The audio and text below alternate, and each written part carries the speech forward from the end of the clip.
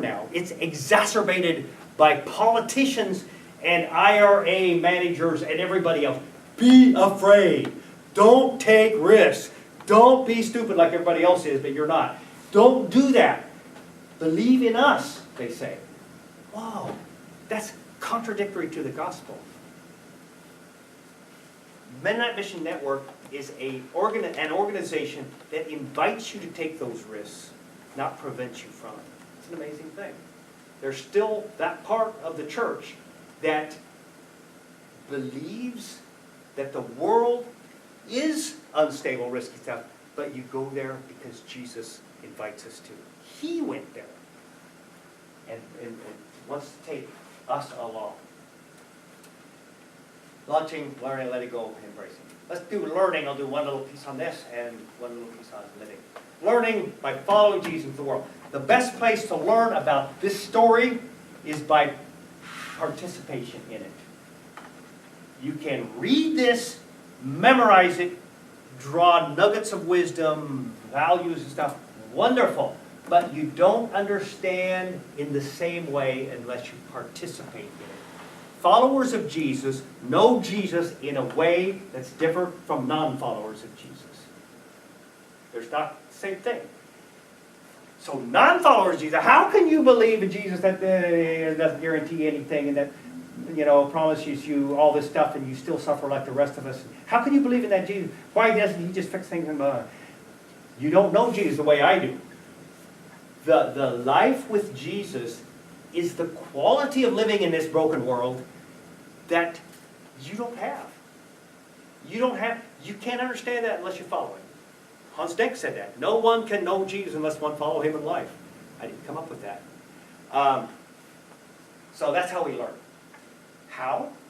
I have three things. One is relational, by learning to know other people who follow Jesus too, but see him in a different way, and by sharing their view, you can see new things about Jesus, the Gospels, the good news. By learning from non-Christians who look at Christians and Jesus in another way, and you look at it, oh yeah, I see what you mean. That relational kind of thing is a learning experience you do not get in orientation or seminary or anywhere else. Although relational, it works there too. You relate to people from other cultures and it adds to it. But by participating in their lives, in their place, it's a privilege that not everybody has. Cross-social, cross-cultural, relational. Number two, experiential.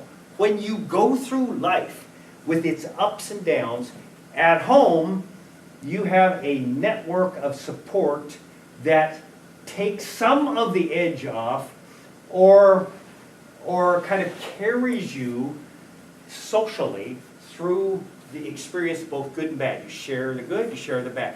When you're not at home, when you're among others, that ecstasy that you share may not even, that's kind of weird. It may not connect. Or the pain that you feel may not be shared quite the way, but then you look and you see pain that you have never experienced and they're coping.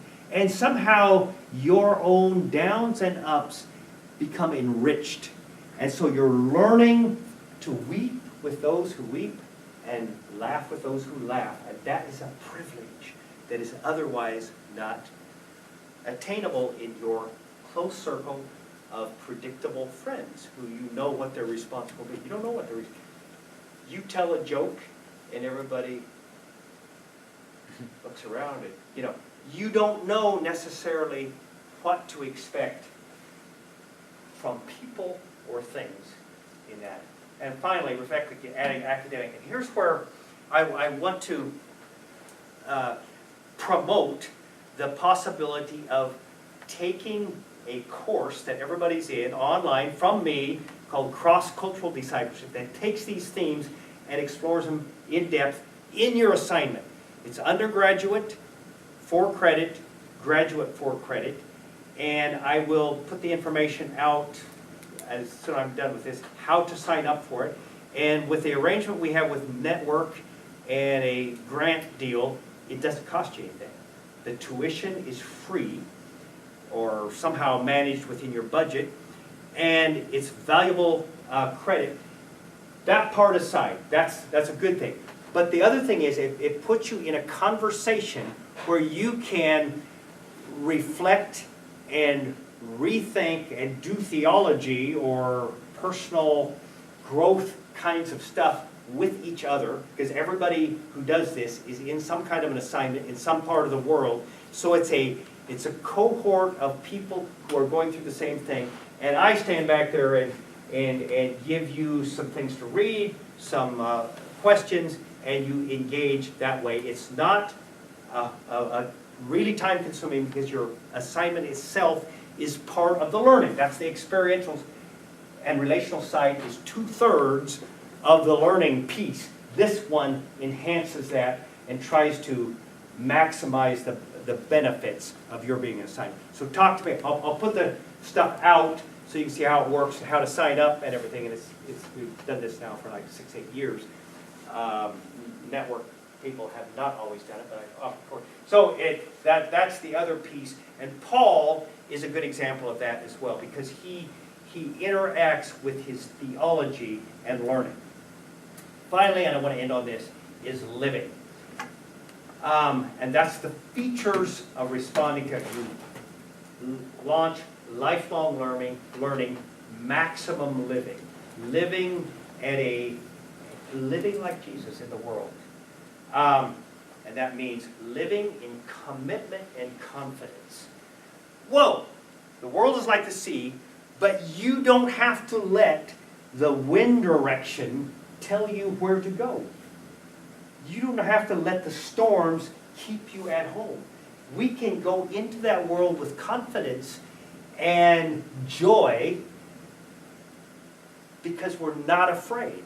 Being not afraid is one of those things Jesus tells us over and over. Do not be afraid. The world is afraid. By not being afraid, you're giving witness to God's power and authority and sovereignty. God is taking you there. So, life in abundance. This is one of my favorite little things. This actually hangs on the boat too. We take this with us where we are. This was produced by first, second century Christians as a symbol of life with Jesus. There is kind of a protection thing there, that with Jesus, we can travel from Alpha to Omega, from birth to death, safely. It's found in a catacomb in the city of Rome. One of my favorites. The anchor represents Jesus. It's the cross of Jesus, who is with you on the journey. When you travel with an anchor, you are able to connect with wherever you are. You can drop the anchor and you're at home there. You can interact. That's what you wanted. You drop the anchor. Jesus is what connects us to the rest of the world safely. Okay? But he doesn't keep you a prisoner of that. You can travel with security in the world seas, and knowing that wherever you land, you can be at home and connect to the people, and that will not make you a prisoner or end the journey. It is a journey. It might be many, many years that you stay there. Jesus is portable home. Jesus is permanent security no matter where we are. I want Janet to come forward. Do you want to do that? Or are you not going to do it?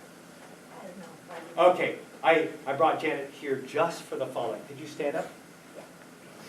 We have thought about that a lot. We saw this years ago and have thought to ourselves, we would like to permanently show. Yeah, okay. Right, here we go. So we got tattoos in Jerusalem last year. Yeah. in order to remind us of that. You want to say anything? Yeah, more? I'll just, when, this really means a lot to Lynn and me, and I think it was when we started sailing. You guys you cannot imagine how safe you feel when you throw your anchor out, and it's anchored.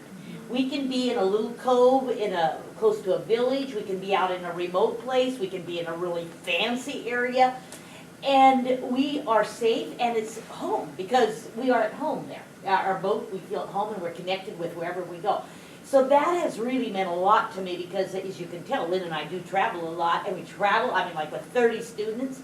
I always tell them the journey is home. We are at home wherever we go, and with you guys and with Jesus.